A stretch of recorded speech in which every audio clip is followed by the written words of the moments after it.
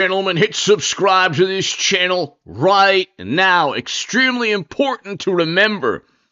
You must remember, first and foremost, NBC News. Speaker Mike Johnson leaves the door open to recess appointments. Another article, Johnson does not rule out the use of recess appointments. USA Today, here's what to know as Trump looks to fill his cabinet. What are recess appointments? Everyone is talking about Senate recess appointments because if the Senate, and I don't think this is going to be a problem for Matt Gaetz or anyone else, I think that Thune in the Senate will be completely different from McConnell. But hit subscribe to this channel right now, to my super chat. Thank you so very much. If the Senate does not confirm Matt Gaetz, then President Trump will simply do what President Obama did a decade ago, which was get top appointments, the Department of Justice, the Attorney General, in this case, Gaetz, he'll just go through the House. When the Senate is in recess, or Thune can simply tell the senators to go into recess, and then it goes to the House of Representatives, and in the Constitution, you are allowed as president to confirm any top position through the use of a recess appointment. If the Senate is not working, the senators are not working, they're on vacation or they're in recess, you can go then to the House of Representatives. And the reason it didn't work with President Obama 10 years ago is because there was a question mark as to whether or not the Senate was truly not working. And I don't believe Democrats had the Senate or the House in 2014 when President Obama wanted his recess appointments. That's why they were struck down by the Supreme Court. To my super chat, thank you, Paul Bartlett. Thank you so very, very much. Thank you. High tones, everybody here. Hello. So Matt Gaetz has already essentially been confirmed. This is very important because they cannot stop a president who won. And you'll hear Matt Gaetz, you'll hear discussion about what a recess appointment is, but within the Constitution, it is allowed. It is just fine. If it doesn't go, if the Gaetz appointment or any appointment doesn't go through the Senate, Esmeralda, thank you. Paul Bartlett, Esmeralda, thank you so very much. If Matt Gaetz cannot make it in the Senate, he will get confirmed in the House with a recess appointment. End of story. President Trump has won the popular vote. He has won every single battleground state. He won the House of Representatives, increased his lead. He won the presidency. He has the Supreme Court, 6-3 Supreme Court majority. And so there's really nothing stopping Matt Gaetz or anyone, any confirmation, John Radcliffe, Tulsi Gabbard, there's nothing stopping any of them from being confirmed. This is huge, ladies and gentlemen. Let's go ahead and listen to what a recess appointment is. But basically, if the Senate doesn't play ball, and I believe the Senate will play ball, but if the Senate doesn't play ball, then you have a recess appointment. Let's just look at really quickly what a recess appointment is. As President-elect Donald Trump moves to set up a more forceful presidency than in his first term, he is choosing loyalists for his cabinet and considering a tool known as recess appointments to skip over Senate confirmations for even some of the most powerful positions in our government.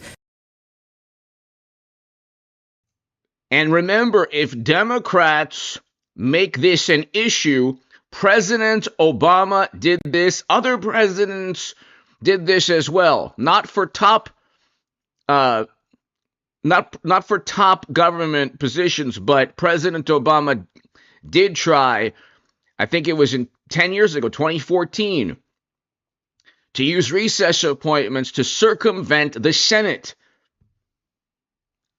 you can't be hypocritical. If Trump does the same thing, Democrats tried to do the same thing 10 years ago. This was the problem. 10 years ago, the Senate, there was an issue or a question mark in the Supreme Court as to whether or not the Senate had truly been in recess. But they can simply, President Trump's already talking about this on Truth Social. They can simply pause, business, stop have the Senate in recess. Thune can do this in 2 seconds and goes to the House. Speaker Johnson has already stated he's going to pass any nomination in the House of Representatives. So this is exactly what Democrats tried to do 10 years ago. They didn't have the House and Senate. I don't believe they did. It didn't work because they didn't have this House and Senate. That's the main issue. And Matt Gaetz will 100%, let's say 99.9% be confirmed in the Senate. And if not, the House of Representatives does the job for President Trump. That has us digging deeper tonight into recess appointments. Let's start with the language as outlined in our Constitution. The Recess Appointments Clause is found in Article 2. It says the president shall have power to fill up all vacancies that may happen during the recess of the Senate by granting commissions which shall expire at the end of their next session. Now, this clause was adopted by the Constitutional Convention. Alexander Hamilton referred to the recess power as a supplement in the case the general method was inadequate. So, what is the general method Hamilton was referencing? Well, the general method is to go through the Senate. And you have 3 senators, Murkowski and Collins, they're not going to back Gaetz.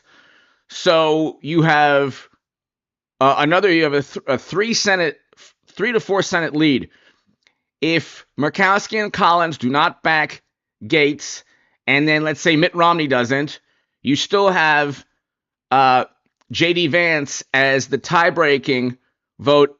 So that's and anyway, you'll hear from this interview, J.D. Vance is going to go through no problem. Okay, even I don't think there will be a third Republican because he was not convicted of a crime. So Mitt Romney is not going to. He understands where the political wins.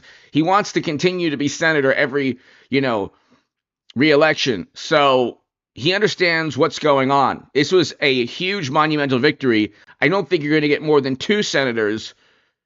And if you get 3, or if you get a third, you just have the vice president. So he'll get confirmed in the Senate, but it goes through the House if he doesn't. So he's there. Thank you, Vivek. Good. He working with Elon on efficiency. They're working on efficiency, among other things, and they're going to be saving a lot of money and making our country stronger and better. And they'll be coming out with individual reports, but a big one toward the end. And you put those 2 together, it's going to be really great. And that's President-elect Donald Trump at Mar-a-Lago last night, praising Elon Musk and Vivek Ramaswamy's plans to cut government spending and waste. I think they'll probably reduce the size of government by 25%. Maybe more than that, maybe 30, 40%, but at least 25%. Okay? They will very likely reduce government by 25%, and the wonderful, morally superior liberal Democrats, media, will be more apoplectic. The sky will be falling like never before. But anyway, let's continue. Musk and Ramaswamy will be heading up the Department of Government Efficiency, DOGE, which is now using X to hire employees. Get this, the agency says it is looking for super high IQ small government revolutionaries willing to work 80-plus hours a week on unglamorous cost cutting. Not a great sales pitch there, but Musk says there will be zero compensation. Yeah. According to the Manhattan Institute, President Biden's initiatives like the American Rescue Plan, student debt relief, and infrastructure spending has added more than $4 trillion to the deficit over 10 years. Joining me now is South Carolina Congressman Ralph Norman, a member of the House Budget, Financial Services, and Rules Committees. Congressman, good to see you. Thank you so much for being here. Yeah. So I want to get your take on whether... And you should hear what Congressman Norman feels or believes regarding the Matt Gaetz confirmation. He says it's going to happen. Check this out. Whether or not they can actually do this. Do you think they can cut $2 trillion in waste? Maria, it'll be more than that. I mean, what President Trump has done, a couple of things. One, he's gotten the enthusiasm of the whole country. The votes showed that. The election night showed that. Secondly, he's putting business people that have done it. Look at what Elon Musk has done. Look at what Vivek's done. They've actually built something.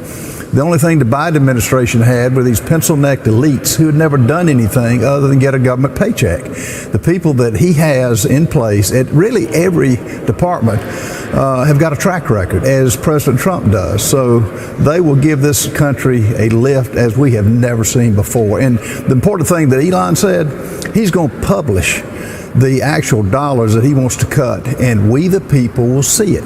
That's who's going to put the pressure on these senators and House members who don't go along with it or who have some interest in making sure it continues. But it's a great day. And so really quickly, a lot of these government agencies have gone beyond what their initial stated mission was stated to be, beyond what they initially were created for. Okay, so you have a whole lot of, we'll just say the Department of Justice, for example, or you could say a whole bunch of other government agencies which shall remain nameless that perhaps went after Trump. The government agencies are so big now because many of them, or perhaps most of them, have gone beyond what they were created for.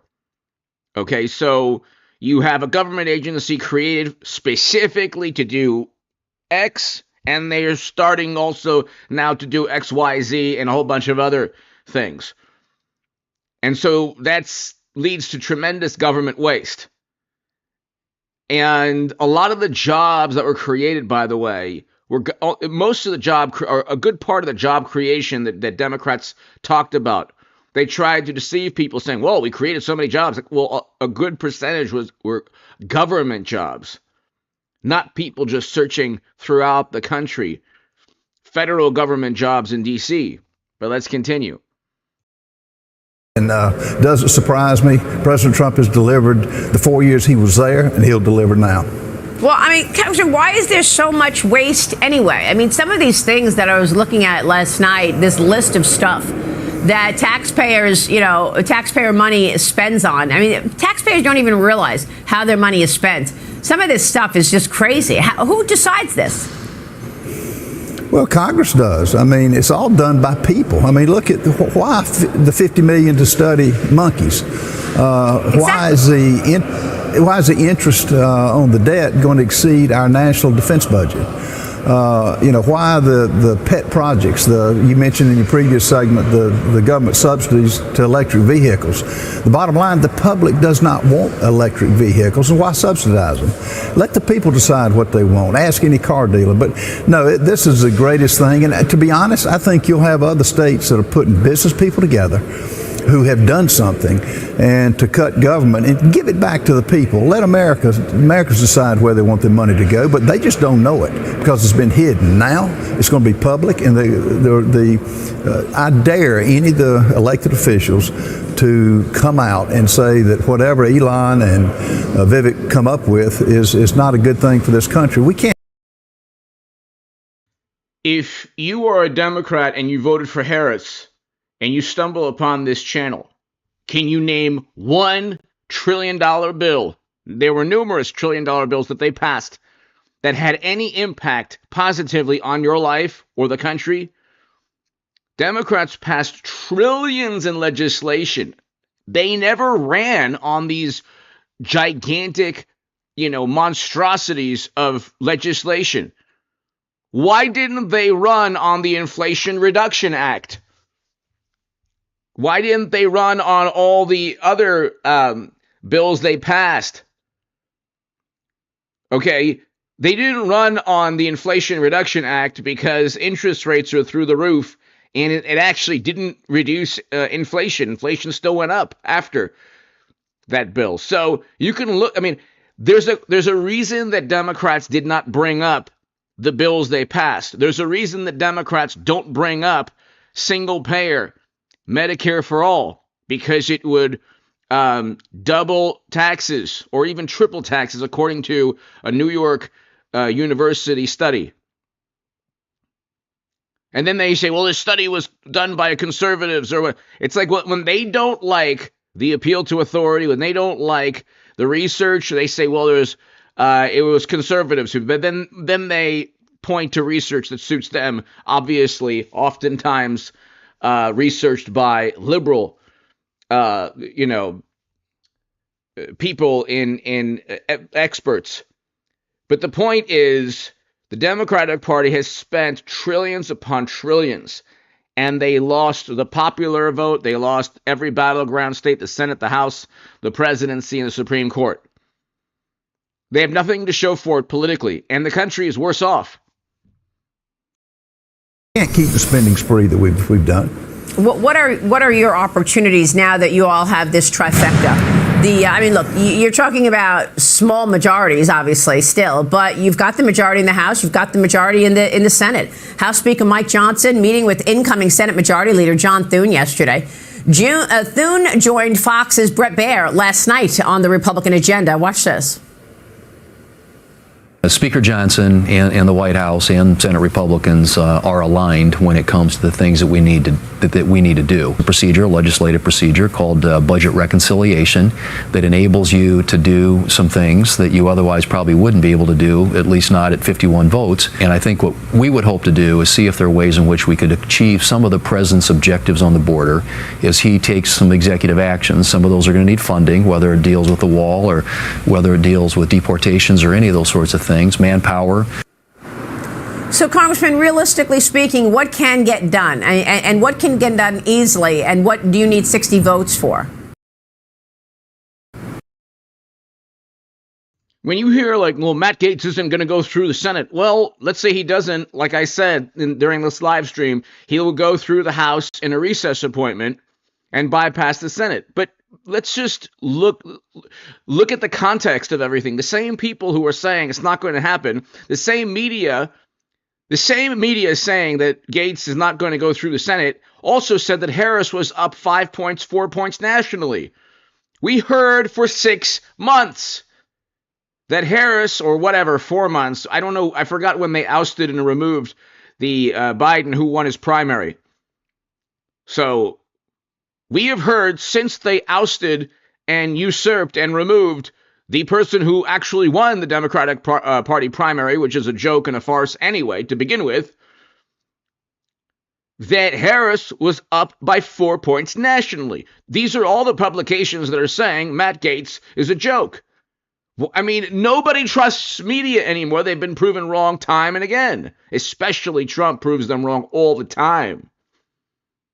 So, I mean, if you've watched this channel, I correctly told you, predicted everything with the Supreme Court. I said the Colorado ban would be overturned, that Trump would get a huge immunity victory, that Trump would win, that he'd get the Senate, he'd keep the House and add to the House.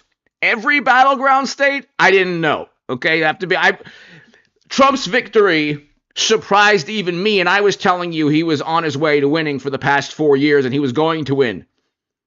That was my prediction. I didn't need 35 keys and a scientific model that, Harris and Trump 50,000 times. And by the way, that model predicted Harris like a fraction of a percent to win out of like a whole bunch of times where they competed against each other in a theoretical contest.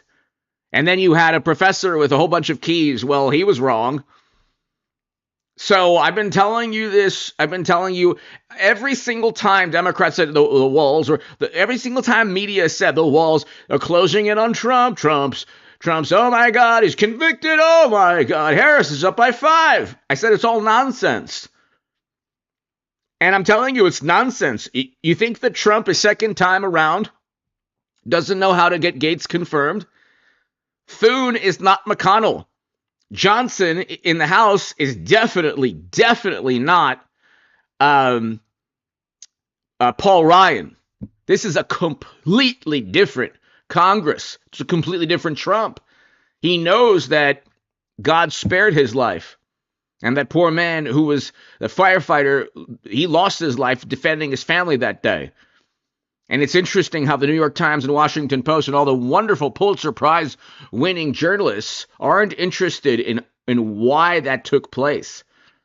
In the Senate. The president has laid out his agenda, like deportation, like completing the wall at the border to stop this invasion. People are with him on that. The crime that is caused. People are with the cutting. Now, they're going to have to sell it, but the American people will sell it for him. All the initiatives that President Trump has, I think they will be done. And I think the people are put in place to make sure this happens. So the big initiatives that he's mentioned, strengthening the military, getting this country back on a fiscal track that it's sustainable, the American people identify with. That's why they gave him the mandate that they did, which hadn't been seen since Ronald Reagan. Yeah. Democrats on the Senate Judiciary Committee are asking the House Ethics Committee to preserve and turn over all documents on former Florida Congressman Matt Gaetz. The documents can be the most salacious accusations. It doesn't matter. He wasn't convicted. Say this slowly, or let me teach you about basic logic. Wonderful, highly educated, morally superior liberal Democrats who happen to stumble upon this channel. If there's one of the wonderful ladies at The View, or, the wonderful, highly educated people at MSNBC or CNN, all these ethical and moral people who look the other way with Bill Clinton and Joe Biden when there were the same types of issues. This is an allegation that did not have enough evidence to lead to a criminal charge. There was no evidence with Trump leading to his criminal charges. They did so anyway. So there was such a lack of evidence here. They despise Matt Gaetz. Kevin McCarthy, more so than any Democrat, despises Matt Gaetz. If there was a shred of evidence, you don't think that Kevin McCarthy would team up with every Democrat on the planet to try to imprison Matt Gaetz? These were allegations linked to, according to Gaetz, extortion. So he was being investigated for hearsay and gossip, allegedly by somebody, well, according to Gaetz, that wanted money. Not the individual alleged to have made the allegation. Other individuals that according to Gaetz have nothing to do directly with the allegations. So it wasn't the person making the allegation that allegedly wanted money, according to Gaetz. It was some other nefarious plot.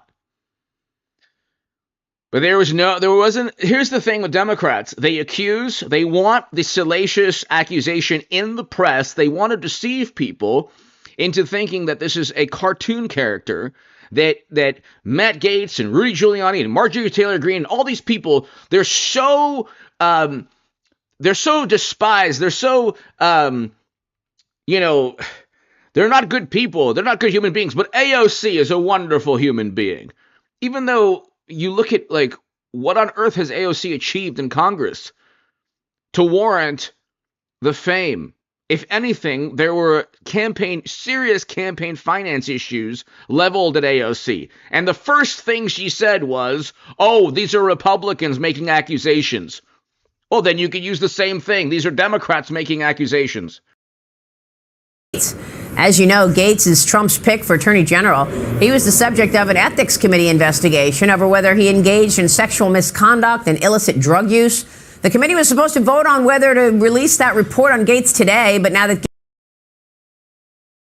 Where are the checks, the cash, the money? Where's the flow of finance or funding, okay, pertaining to any illicit behavior? Where's the audio tape, the videotape, the surveillance video? Okay, where's the evidence? Where's the plane ticket that's supposed to be at the center of all of this? He's supposed to have committed a crime, and a plane ticket was supposed to be part of it. Okay, let's just leave it at that. Where's the plane ticket?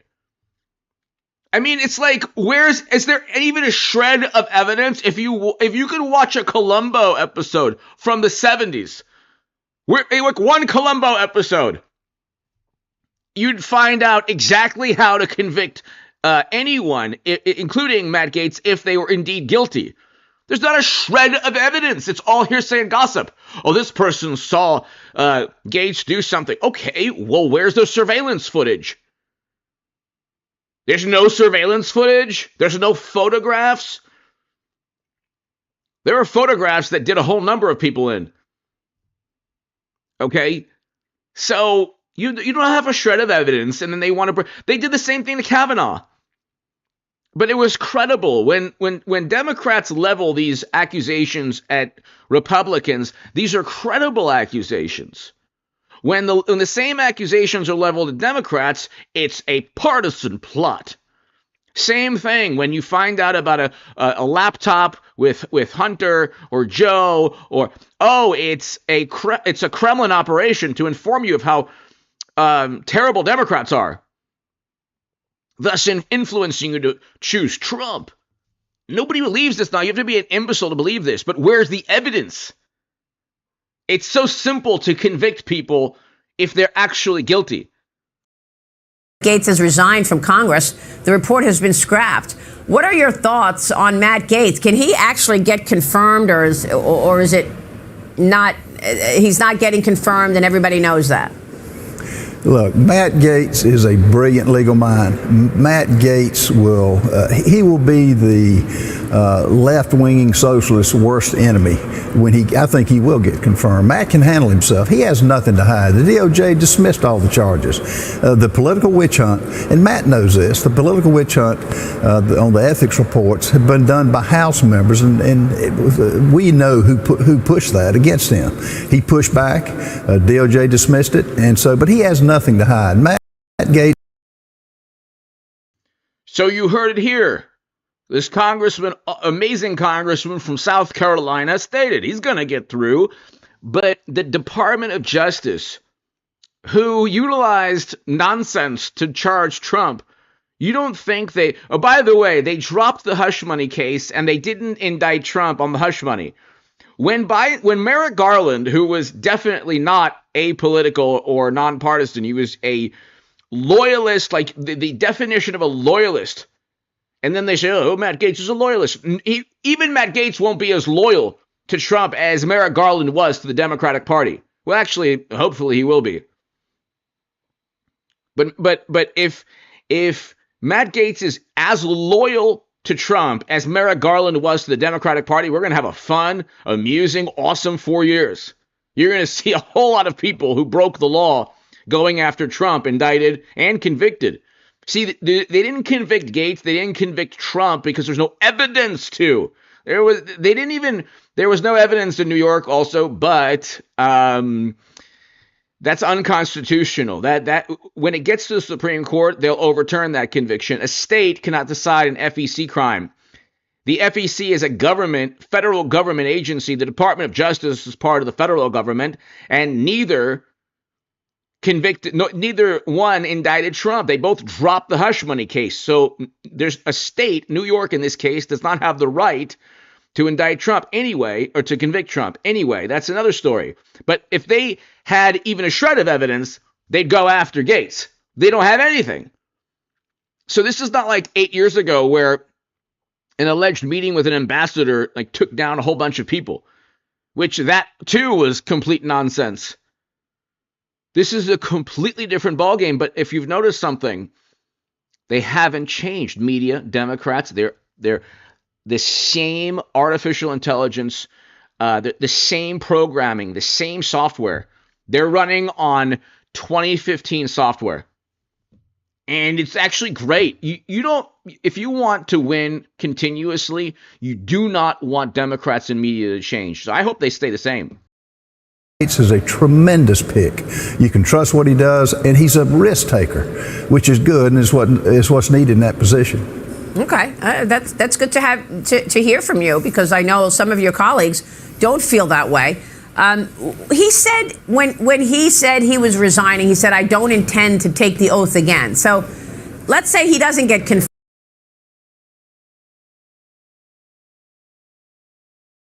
Brilliant legal mind. Matt Gaetz will be the left-wing socialist's worst enemy I think he will get confirmed. Matt can handle himself. He has nothing to hide. The DOJ dismissed all the charges.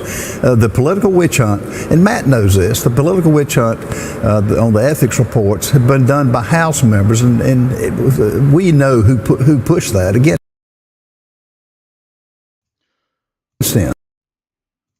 Where's the evidence, Democrats? This is why he's confirmed 100%. And like I said, if it doesn't get in the Senate, if the Senate doesn't do its job, then the House with the recess appointment. But he's going to be Attorney General. There's no way around this. Trump survived an attempt on his life. He won the popular vote, every battleground state, the Senate, the House, the presidency, and he has a Supreme Court. He has almost everything you could possibly have politically without any media support. The influence of American media in politics is it's non-existent now, really. It's just a matter of noise. It's like the movie Spinal Tap. The noise is up to 11. They just make noise now. They don't have the ability to influence the electorate. They just make noise, and they're an extension of the Democratic Party, and the Democratic Party, media, Hollywood, the average person doesn't view either of them, any of the places I mentioned, in an admirable light. So he pushed back, DOJ dismissed it, but he has nothing to hide. Matt Gaetz is a tremendous pick. You can trust what he does, and he's a risk taker, which is good and is what's needed in that position. Okay, that's good to have to hear from you, because I know some of your colleagues don't feel that way. He said when he said he was resigning, he said, "I don't intend to take the oath again." So let's say he doesn't get confirmed. He's not coming back to Congress. He's out now. Matt will have to answer that, but he can do anything he wants to do. I mean, Maria, he's one of those people who is brilliant at what he does. He's done things in Congress that people that don't like him, he's done the right thing. What he did with Kevin McCarthy leading that was the right thing to do. Can you imagine where we'd be now if Kevin McCarthy hadn't been removed? All Kevin McCarthy had to do, I mean, he was good at what he was doing also, but, he took back the House, so McCarthy was able to get a Republican majority. But all Kevin McCarthy had to do was play ball with Trump the way Pelosi plays ball with the Democratic Party, and, Democrats walk in lockstep. Why didn't McCarthy simply be a bit more of a populist Republican or a Trump Republican? Why? I don't get it. He would never have had the issue with Gaetz. So McCarthy, Gaetz is like public enemy number one to Kevin McCarthy. But I don't understand. I never understood how you become Speaker of the House. There is a challenge from somebody like Matt Gaetz. He has the power to remove you from the speakership. Why wouldn't you play ball? Why wouldn't you acquiesce? What was stopping Kevin McCarthy from making peace with Marjorie Taylor Greene or Matt Gaetz or any? What is it that they wanted that was so out of bounds. Because at the end of the day, Kevin McCarthy was removed. And it was Matt Gaetz who did so. And Mike Johnson, the speaker now, understands that if Kevin McCarthy was removed, he could be removed also. That's why you're assured of a recess appointment in the House if it doesn't happen in the Senate, but it'll happen in the Senate. Some people disagree with that. But, a lot of people disagree with that, yeah. Yeah, but Matt is such a talent, and he will make a contribution wherever he is, and I think he will get confirmed.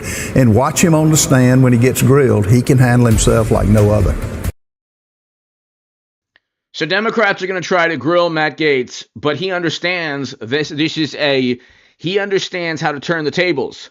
He's not a stuffy, old school, rigid Republican, incredibly lifelike Republican in the Bush, Cheney, Rumsfeld mold of administration. He's not like that. The populist Republicans speak to the American people. That's why the quote-unquote working class that socialists and communists care so much about, allegedly care so much about, did better under Trump.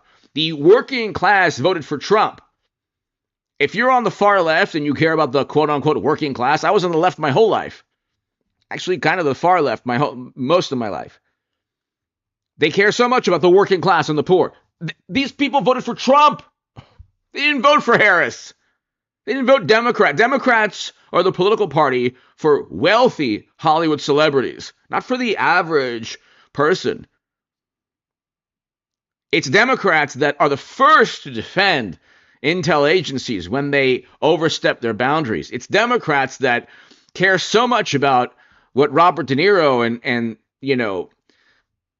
Hollywood celebrities care about. The average person, I don't even care. Like, if I saw a major, I don't even know who are the top celebrities that are under 70. I don't know. A couple of them I kind of do. Every aging, like multi-millionaire Hollywood liberal is over 70 years old, which is fine. He can be totally young and, great and fantastic at over 70. God bless you. If you're over 70 watching, age is just a number.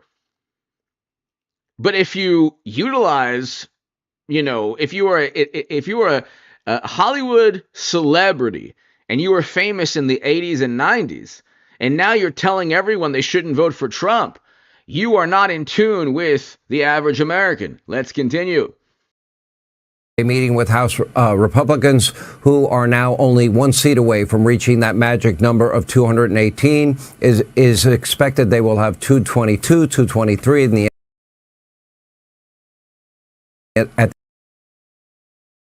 I see people in the chat talking about Bruce Springsteen. Okay, it's like Bruce Springsteen, his songs should resonate. His songs, Born in the USA, that should resonate with. He should understand how his music resonates with President Trump and people who vote for Trump, which is the majority of the electorate, by the way. The majority of the electorate chose President Trump. You are no longer, when they try to say that Trump is on the fringe, they're on the fringe. Trump is the majority of the country or the electorate now. Actually, the country also. At the end of the day, officially retaining control of the chamber after a big endorsement from Donald Trump, while House Republicans then unanimously backed Mike Johnson to remain as Speaker of the House in January. He joins us now. Mr. Speaker, thank you. We appreciate it. So, again, it could have been Kevin McCarthy had he simply played ball with Matt Gaetz. I don't get it. I just don't. That's just something like that, a question mark I have. Why, if you know this, if you were Kevin McCarthy 4 years ago or 2 years ago, what was so difficult with appeasing Matt Gaetz? I don't get it. I don't get it. the polls were showing there was a 70 to 80% chance you would lose the majority in the House. That did not happen. You have a majority, albeit, again, a small majority, but you have a bigger problem, and that is you will fairly soon be losing, well, you already lost Matt Gaetz because he resigned today, but Elise Stefanik, Mike Waltz. How do you handle that so that at no point does control of the House get into the hands of the Democrats? Yeah, it's a great problem to have, Sean. We have an embarrassment of riches in the House Republican Conference. Lots of talented people who are very attuned to the America First agenda, and they can serve the country well in other capacities. But I've told President Trump, enough already. You got to give me some relief. I got to maintain this majority. And he understands that, of course. We've been talking about it hourly almost every day. I think we're going to be settled. The numbers that you just projected there, I think, will be the reality, and we will have the majority. Does this look like a man who is worried about whether or not Matt Gaetz will be confirmed? He knows very well that he has all the political momentum. Trump Republicans have all the political momentum. And all Democrats can do is the same playbook, which is what you want. You want Democrats to be to throw as much vitriol and venom at Trump as possible, which is all they know how to do. That is the game plan, the rubric, the playbook. That's the only thing. That's the way that they do politics.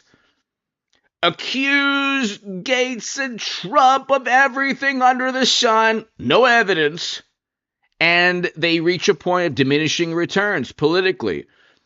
How many times can you accuse somebody of the most terrible things without a shred of evidence and still have the electorate believe you?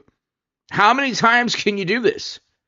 How many articles can be written about how terrible Matt Gaetz is? Nobody cares anymore. People want Trump, and they want not retribution, not revenge. They want accountability. If you broke the law trying to imprison your direct political rival in Trump, well, then you yourself will be indicted, possibly imprisoned. This isn't rocket science. If you broke the law trying to imprison Trump, then very likely you might be imprisoned yourself. What goes around comes around. It's called karma. I think these seats, Matt's, for example, his resignation today was to help us because it starts the clock under Florida state law. It's about a 8-week process to fill that seat. So if we do this quickly, and I've already called Governor DeSantis to ask him to kickstart this thing, we could have that seat filled by January 3rd when the new Congress begins. So that would be one seat replaced almost immediately.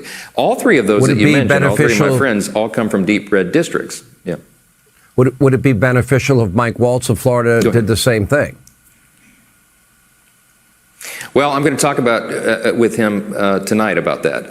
The timing matters. We need to stagger these things. He's going to fill a very important position for the president and for the country, and we don't want to delay that. And he doesn't have to be appointed by the Senate, his position. So we'll be able to figure that out. I know Governor DeSantis is going to be very busy working on all these matters, and the one you discussed in the previous segment, filling the Senate seat. So he'll be an active participant. We'll get this done. We're assured to have Republicans reelected in all these seats. And we'll work with a smaller majority of one or two for the amount of time that we have to. But we're going to be very aggressive, Sean. We're going to move the America First agenda for the American people beginning on day one. And we have all this work stacked up, and we're ready to go. Let's talk a little bit about Elise Stefanik in New York. How does the process work there? Well, Elise has a similar situation under New York state law. The governor there, Hochul. So these are in red. These, like Elise Stefanik, I love Elise Stefanik. All of his nominations, like that came from the House of Representatives, are in deeply red districts. So you're not going to get a Democrat, especially in a red district, even in New York. Okay, so, and by the way, New Jersey basically became a swing state. New Jersey, I think Trump got within, I forgot the percentage, but it was like unbelievable. Virginia became a swing state. I mean, it's unbelievable how Democrats were so inept, yet they had for about even during Trump's administration, they had a complete foothold on government, media, intel agencies, it led to nothing. The only thing it led to was a huge red wave with Trump. Thank God. Can't play games with this. It's about a 80-day process, roughly. And she comes from a very safe red district as well, so we'll get a strong Republican there. The county chairs are already working to come up with a consensus on who they'll put forward as the party's nominee, and we'll get that done. President Trump's already committed. If necessary, he'd go up there and do a rally. I mean, we will get this job done. But Elisa's going to do an extraordinary job at the UN as the ambassador there. She's a strong voice. She's Harvard-educated, really smart, very sharp and unflappable, and she will advance America's agenda at the UN again. That's a really important position, so I'm delighted she got it.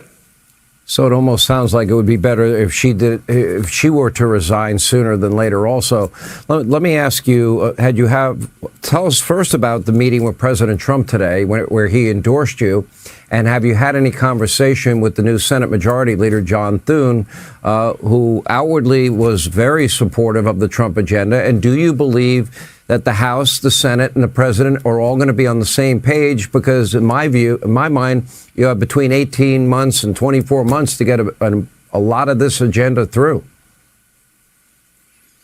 You're exactly right. And the atmosphere here on the Hill is one of euphoria. I mean, the Republican Party is united and energized like I've never seen it, Sean. We had a great time with President Trump this morning. He came and visited with the House Republican Conference, as you saw, and he gave a ringing endorsement of me and our leadership team. And that was very helpful. The unity aspect of this is very important because we have to work together. I did call Leader Thune today and congratulate him on his victory. We talked for a short period of time about the agenda going forward and how we have to do this in a bicameral fashion. We need the House Republicans and the Senate Republicans to be in lockstep on exactly the same page, and we will be. And he's excited about that. He's committed to the America. So Thune and Johnson, the two people that you're looking at here, they're not Paul Ryan and they're not Mitch McConnell. They understand these are all political creatures, okay? They're political. Like Bernie Sanders is a political creature. He doesn't run on value system. Might be a good human being with his family. God bless him. But he is just a political creature. Bernie Sanders, for example, I used to be the biggest Bernie Sanders supporter on the internet. How you go, according to the Huffington Post, if you care about foreign policy, you go from Bernie 2016 to Trump. There's a direct line. If you don't know much about politics or you don't understand how that's possible, I wrote about that in the Federalist.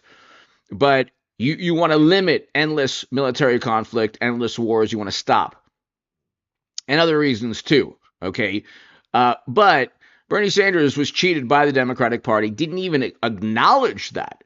Okay, Trump, they tried to railroad him. Republicans did as well. And he has never stopped battling the people that tried to harm him.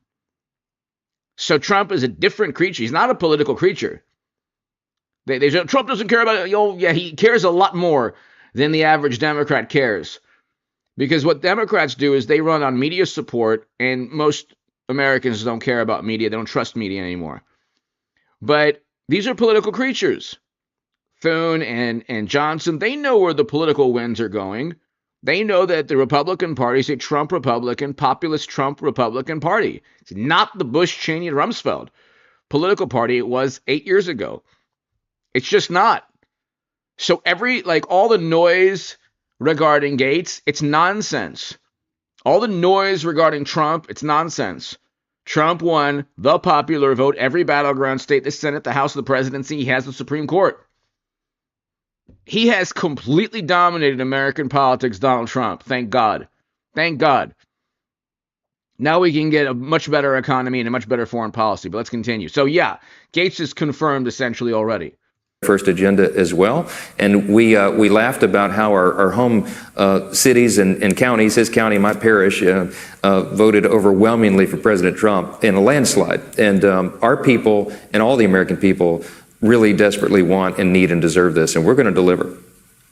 Well, I'm encouraged by his words and everyone else's words, but you know what? I'm a trust but verify guy, and I want to see that agenda adopted and adopted as quickly as possible. Speaker Johnson, thank you. We appreciate it. Hey, Sean. So the districts for Johnson and Thune both overwhelmingly in a landslide voted for Trump. So again, it's completely different. You're not looking at McConnell. You're not looking at Paul Ryan. The Republicans, what they did to Trump, it was the old school. It was Mitch McConnell and old school Republicans that caused Arizona and Georgia to have 4 Democratic Party senators. These are 2 red states. But McConnell didn't give money. He didn't give the money that Kari Lake needed. He didn't give the money that Herschel Walker needed. And he didn't give the money to another Senate candidate in Nevada as well, a Republican. Okay, that's what happens when you withhold money. And I think McConnell gave money to Lisa Murkowski and not Kari Lake, something like that. And it's something like that. It's like they did it on purpose. But now you should have, in the next, 5 years or so, you should have 4 extra Republican senators. Demanding their grip on power in Washington by holding on to the House. So what will the first order of business be for a united GOP? Let's bring in the Republican Wyoming Senator John Barrasso. He is the new Senate Majority Whip elect. Congratulations. Thank you. Great to be with you. I guess it all becomes official on January the 3rd. So holding the presidency, the House, and the Senate, President Trump, when he gets in office, is going to expect that a lot is going to get done. Is the Senate going to serve as a rubber stamp for the president, or will there be thoughtful consideration of everything that he tries to put through? Well, I think what the president is trying to put through represents an American agenda brought forth by the voters, and they told us what they want. They want secure borders. They want lower prices. They want to make sure the economy kicks into gear. They want to make sure that we have more American energy. They want to restore our strength on the world stage. Those are the things that the Americans want, the things the House wants. When was the last time you heard a liberal pundit with 1 million to 3 million subs talk about energy policy, even from their viewpoint? When was the last time you heard any pundit on MSNBC talk about, or CNN talk about energy policy? You haven't heard that in, months or years? All you hear about on the left or within more liberal among more liberal journalists or pundits, Democratic Party loyalists, is image, personality, morals. These are the same. These are the bastion of immorality is actually Hollywood, but that's another story. But they care about, it's like a TMZ type of gossip and hearsay and like, oh, he's a bad human being. He's a bad person. Oh, did you see how he was completely humiliated? And then you lost the popular vote and pretty much everything else. But when was the last time they talk about energy policy? If you don't want to drill more, if you don't want to engage in President Trump's energy policy, which is essentially allowing American oil and gas corporations to function the way they used to function under President Obama's administration. That's essentially what he wants, which would lower inflation immediately. If you don't want that, then talk about all the left-leaning AOC Green New Deal policy that'll help the planet. Own your own value system, but they don't. They don't even talk about anything of substance. They care about accusations and allegations and hearsay and gossip, and that's all they care about.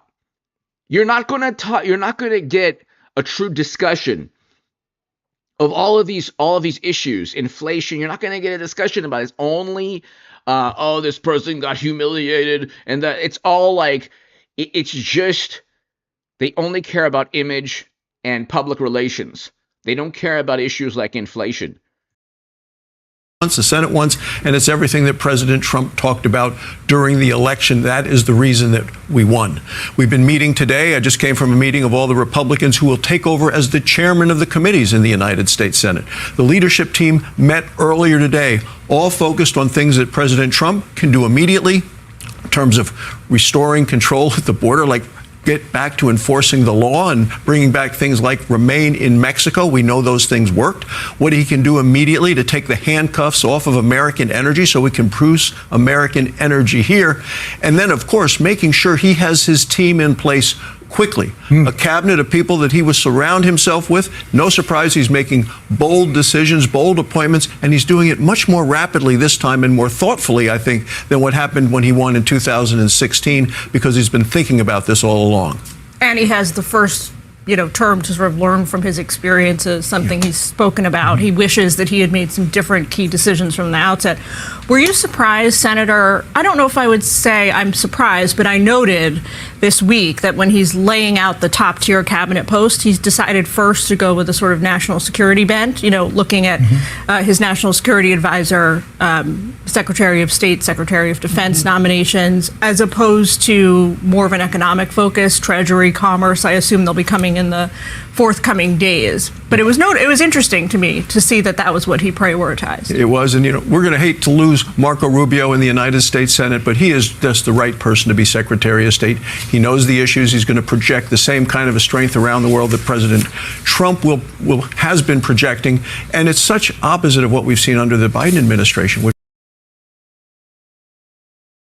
So Marco Rubio, Thune, Mike Johnson, these people would have been more of traditional Republicans 8 years ago, but they're all Trump Republicans now, to varying degrees, okay? This is a fantastic thing. You don't have a political party undermining a Republican president. Democrats could never have done what they did to Trump without the help of Republicans. Okay, again, Democrats could never in a million years did what they did to Trump without the help of Republicans. It was Mitch McConnell, it was Paul Ryan, it was a whole bunch of other people involved just with the Steele dossier.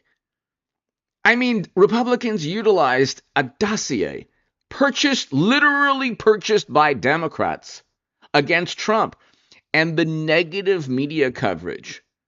Imagine all of the articles. You're talking about tens of thousands of hit pieces. It wasn't journalism. This was public relations. They start with a hoax. They start with an allegation or accusation. And then in Trump's case, it's a civil court, not a criminal court, that finds him liable for whatever. And all you hear is nonstop negative news about Trump and Gaetz and all of these. And they accuse Marjorie Taylor Greene of saying a quote, just like they did with Trump, that she never stated. They literally fabricate quotes. The Atlantic has done, there's publications that literally state Trump and then a quote. And it's nothing, he never said it. It's based on journalism, which is hearsay and gossip nowadays.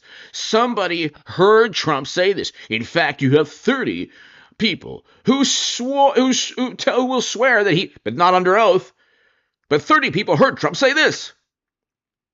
But they don't interview the people who said that's complete nonsense. We never heard him say anything. Can you imagine journalism today is we heard Trump say something, but you didn't hear President Obama say anything? Is that what it's come to nowadays? Hearsay, gossip? Is journalism today, we heard that Trump said something terrible? Well, yeah, that's what journalism is. Where are the Pulitzer Prizes, by the way, investigating Hunter's laptop or Clinton's servers? Oh, that's right, there are none. You won't get a Pulitzer Prize investigating Democrats. It will not happen.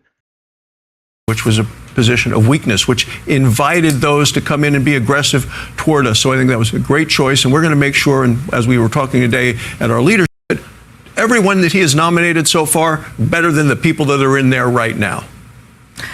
First takes over, illegal immigrants becoming the process with these midnight regulations and rules. And I think it's wrong to try to do that. By the way, I love that photo. I love that photo of President Trump and Biden. I love it. I think it's a beautiful photo. I think it's a very Biden tried to do everything possible to go after Trump, but you know what? He also undermined Harris, which was quite amusing, because they ousted him. What they did to Biden was 10 million times worse than what they did to Bernie Sanders, which was an abomination. But anyway, this makes me proud to be an American. It makes everything about Trump and the new Republican Party makes me proud to. Forget politics. I'm proud to be an American anyway. But I love Biden shaking Trump's hand. I think it's a beautiful, profound, monumental photo. You had an outgoing president trying desperately to do everything possible against Trump, and Trump just, for a moment, letting it all, forgetting about everything, shaking hands. This is the worst nightmare of Democrats who disown friends and family because of politics. Every Democrat, every wonderful, morally superior, highly educated liberal Democrat should look at this photo and they should ask themselves, why did you disown friends and family? Why did you shun and excommunicate and banish people in your life? And they're still doing it now. They're like, I'm not going to have Christmas. You're not going to have Thanksgiving with me. You voted Trump.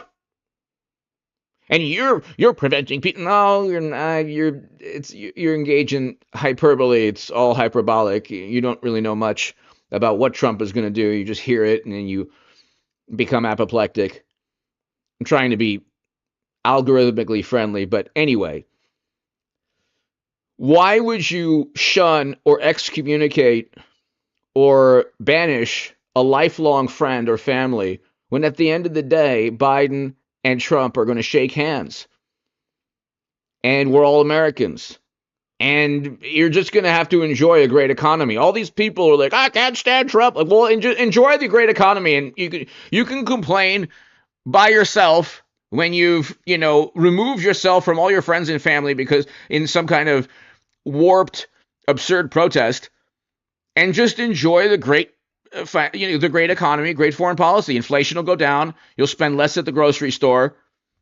But at the end of the day, they're shaking hands, and I love it. I love it. I think it's beautiful. I think it's absolutely beautiful. Anyway, Gaetz will be confirmed 99.9% in the Senate, and if it doesn't go through the Senate, it'll go through the House. He will be the Attorney General, and we're going to have a beautiful, awesome, amazing 4 years. Hit subscribe. God bless you all. Hit subscribe to this channel if you're new. I love you, all of you. Thank you so much. I'll see you tomorrow.